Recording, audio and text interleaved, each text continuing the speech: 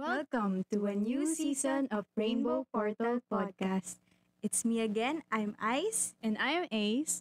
and together we're back again with a new season. Woo! Yay! So, sobrang excited kami to do this once again kasi it's been what? 2 years. Tagal na din pala, grabe. So, 2 years since we released our first season. Parang ganitong month din yun, no? Time of the month. Medyo early July siya. Kasi July tayo nag-release ng episodes. Grabe, ang bilis ng panahon. And then, we're back at it again. So, kamusta ka naman ba, Ace? Ano bang ganap sa buhay mo ng mga nakaraang taon? Hindi ko rin alam eh. It's a bliss. Wonderful bliss. Pag nag-look back ako, parang ang daming nangyari na hindi ko siya kaya i-summarize into a short paragraph. Pero sobrang colorful niya. Sobrang productive. Kasi may mga orgs ako na sinalihan, new friends, new environment. Kasi nga diba, nung last natin na ginawa to, first year pa lang tayo or entering college pa lang. Oo nga wala pa tayong college na magka-college pa lang. Wala pa, parang papasok pa lang tayo sa era na freshman. Oo nga. Tapos ang dami na nangyari. Tapos, ayun, feeling ko naman ang daming lessons learned. Grabe nga kasi naglo-look back ako ng mga nakaraang araw. Tapos iniisip ko yung time na ginagawa natin yung first season. Parang takot pa tayo na, what are we going to expect pagpasok ng first year? Tapos ngayon na nagbabalik ulit tayo dito sa podcast na to, we're halfway to college na. No? Can you imagine? Oo nga. Almost the third year na tayo sa pasukan. Malapit na matapos. Oh my God. Diba? Grabe. From that kid na uncertain, tas may doubts kung ano yung ganap. Ngayon parang feeling ko ang dami na nating experience for the past 2 years. Oo. Tapos after nito, another journey na naman as an adult. Full-fledged adult. So ikaw naman, Ice, ano ba ginawa mo as a freshman? So, ang dami din. Feeling ko hindi ko siya ma-encapsulate sa isang word. Pero gusto ko munang sabihin sa mga listeners natin na kaya din tayo nag-break after nung season 1 is we tried to focus on our studies first. No? Kasi syempre kailangan muna naming i-master yung time management, yung multitasking skills namin. So, hindi namin kayang i-juggle that time na, magpo-podcast kami ng dire-diretso, tapos meron kaming studies. And for sure, loaded din si Ace nung time na yon. Parang ang dami nga nangyari actually. Na hindi mo na alam, wow, nandito na tayo, to third year na tayo. Malapit na tayo matapos. Tapos ang daming stressful days, sleepless nights. Lyrics ata yun, charot. Tapos ayun, may mga times na natatakot kang mag-move forward kasi parang hindi mo na kaya, hindi na doubt mo sarili mo, ganun. True ka dyan. I agree. So, yung question mo kanina sa akin, siguro, yung ganap ko nung first year, syempre kasi online setup pa tayo noon that time. Parang hindi pa siya ganun kasulit kasi, ayun, hindi pa din kami nag face-to-face agad. So, lahat ng activities, lahat ng aral, ganyan, lahat set up is online. So, ganun lang yung experience mo na makausap yung mga peers mo, yung mga orgmates mo, ganyan. So, for me naman, I think, ito yung pinaka-memorable kasi meron akong friend during SHS. Tapos, nung nag-apply kami sa school, na pinag-applyan namin that time, sabi namin, sige, kapag nakapasa tayo dito, dapat salihan natin tong org na to. Tapos sabi ko, okay, sige, fine. So, nung time na naglabasan na yung result and nakapasok kami sa school na yon, parang sinabi niya na, okay, game, mag-start na tayo mag-apply dun sa org na gusto nating pasukan, which is ginawa namin. And, syempre, yung mga, ang tawag dito, yung mga basic na questions sa pagsali sa org. Feeling ko ayun din yung mga times na kinakabahan ka kasi hindi mo alam kung ano yung mga itatanong sa iyo, ano yung isasagot mo. For sure, meron tayong collective memory dito na as a freshman, parang natatakot ka pa that time na mag-take ng risk. Kahit na may part sa'yo na gustong-gusto talaga na salihan yung isang org na very interested ka to join, pero at the back of your mind, meron kang doubt na what if hindi ko pala kaya, what if hindi ako makapasok. Pero that point na gusto mo siya, it only means one thing, na you should join. So parang I think inisip ko na lang, okay, bahala na sa interview, basta sinalihan ko to kasi I feel like you owe it to yourself to try. So ayun, nag-try kami nung friend ko na yon. So syempre naman bago naman mag-join, dapat pine-prepare mo din yung sarili mo sa mga possible questions, ganyan, mga typical questions or common questions na tinatanong kapag nagjo-join. And true enough, kapag talagang passionate or determined ka, talaga makakapasok ka doon. So I think that's one of my main highlights during my first year, kasi hindi lang din ako nag-focus sa ACADS. Parang isa din yung org na yon as an outlet for me to enjoy things outside the academic premise. Ayun, parang same tayo ng pinagdaanan, different path lang. Kasi nagjo-join din ako ng org, especially nung first year ako.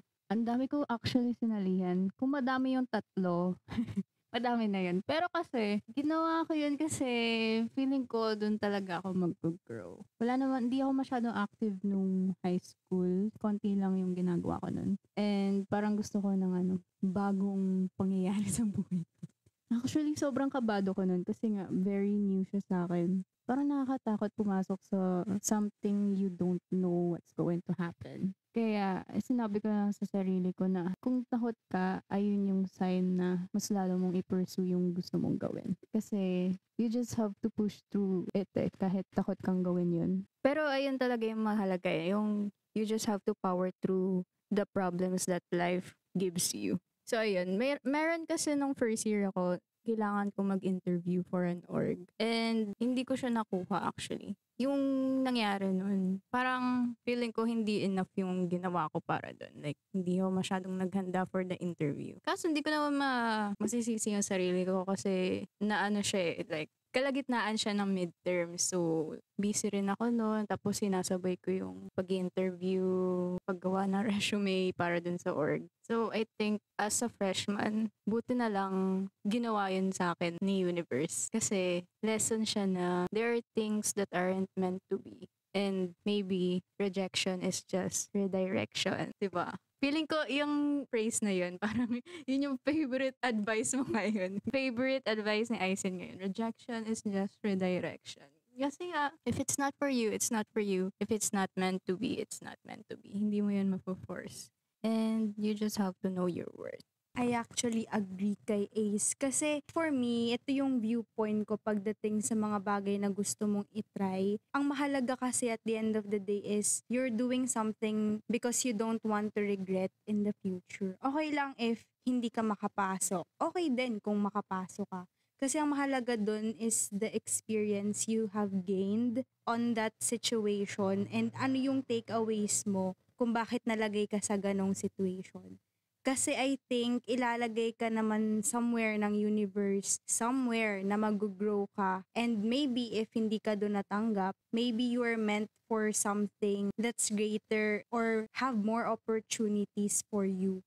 Kasi hindi lang naman doon nag-end yung journey mo eh. Kasi ang mahalaga lang naman dito is you keep on learning, either as a success or achievement that you got, or a rejection or failure that you have experienced. And you have to choose wisely din eh. Kung ano yung kaya mong gawin, kung ano kaya mong ibigay. You have to choose your battles. Ika nga. Kaya ayun. And besides dong experiences na yun, it has a good impact naman. Like gaining friendships, experiencing those hardships, it makes you a better person, I think. It gives you growth. Agree ako dun sa sa friendship. Kasi eto org-centric talaga itong mga sinasabi namin right now. Kasi ang dami naming experience na pwedeng ma-share dun. And I think one of the best things then na you get to experience is to meet new people who has the same interest as you do.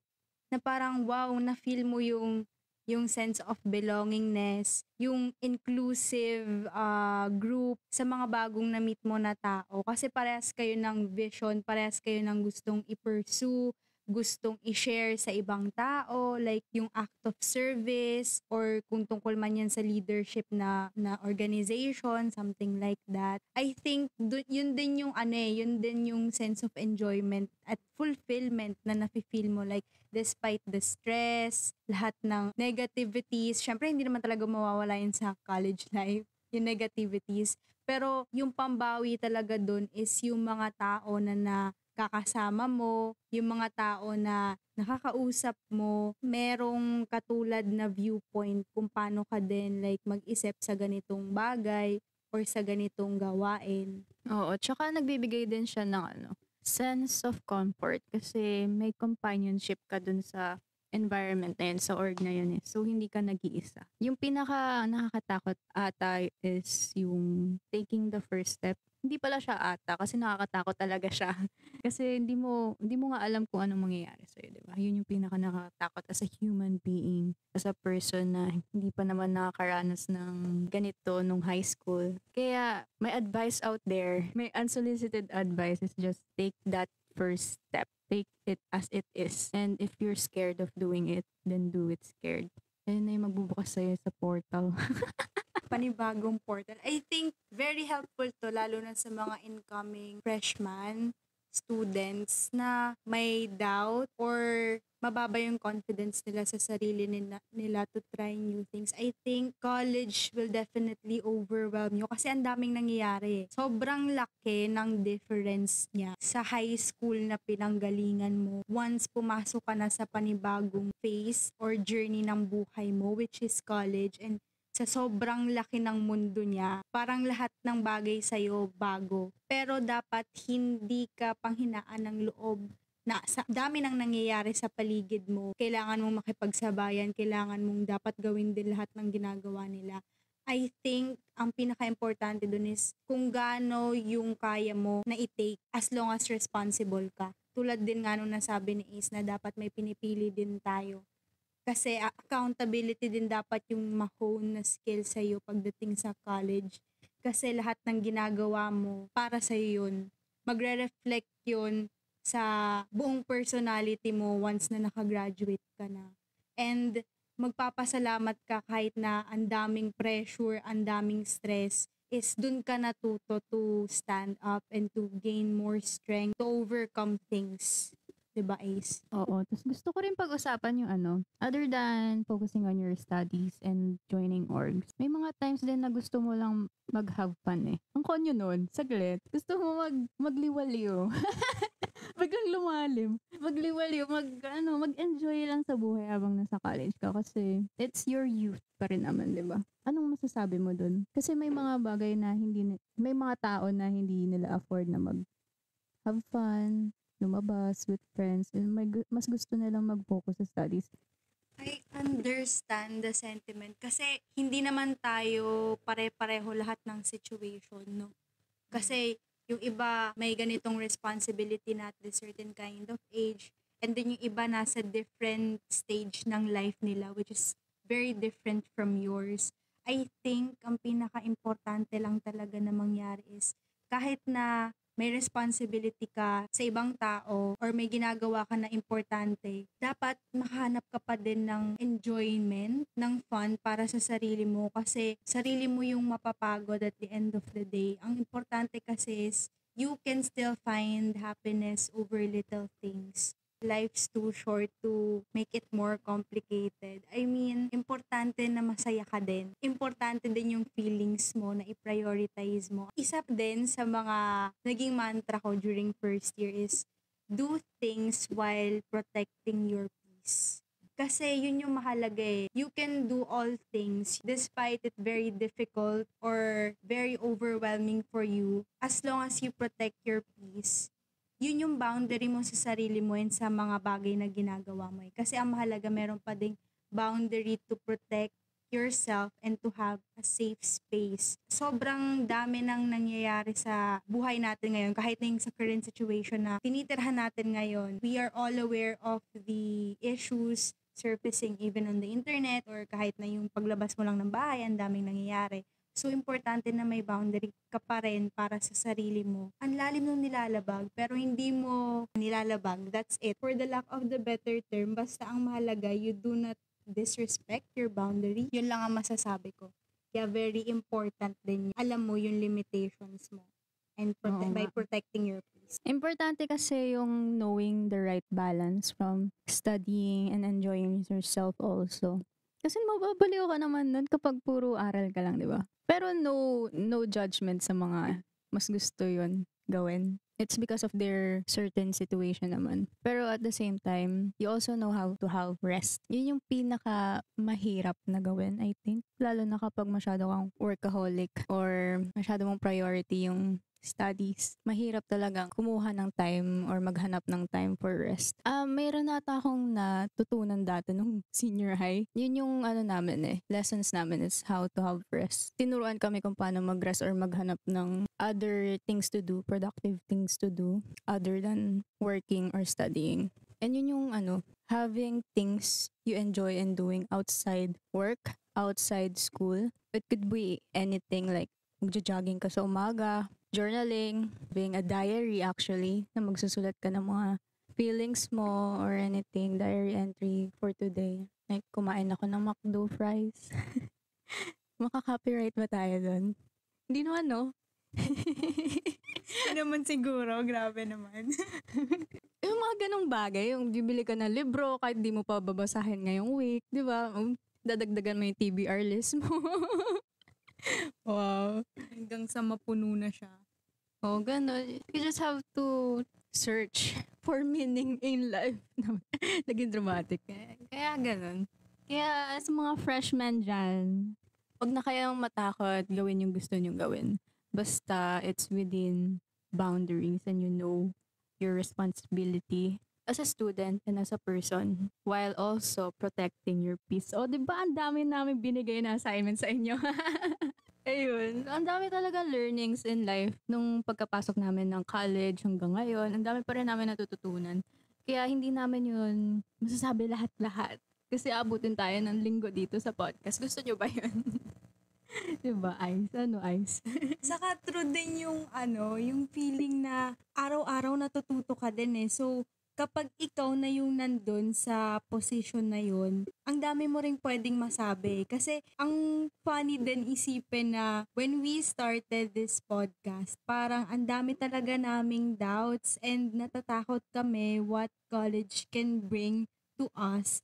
And now, kami na yung nagbibigay ng experience and the takeaways na naranasan namin through our journey sa first year and second year. So, we just want to share what we have learned so that other people can also relate to us. And I'm sure madami din naka-experience ng ganitong mga pangyayari sa typical age natin ngayon. So, I think this might be really helpful for those who are also listening na katulad namin, nandito sa point of life na to.